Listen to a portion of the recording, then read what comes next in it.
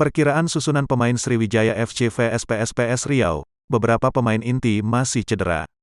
Laga panas perang antar pelatih bersahabat asal Payakumbuh, Sumbar, akan kembali terjadi pada laga Sriwijaya FC vs PSPS Riau di Stadion Kaharudin Nasution Pekanbaru, Rabu, tanggal 17 November tahun 2021, pukul 15.15.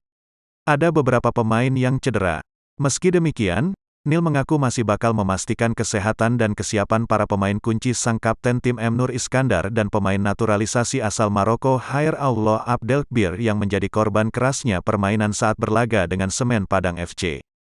Kepala pelatih Sriwijaya FC Nil Maizar diperkirakan memasang formasi 4-3-3 di posisi penjaga gawang bakal ada Muhammad Rizky Darmawan.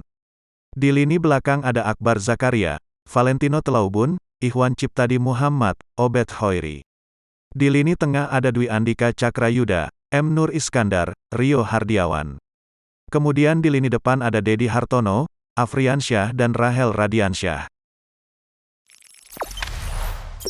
Jangan lupa subscribe, share, komen, dan like ya!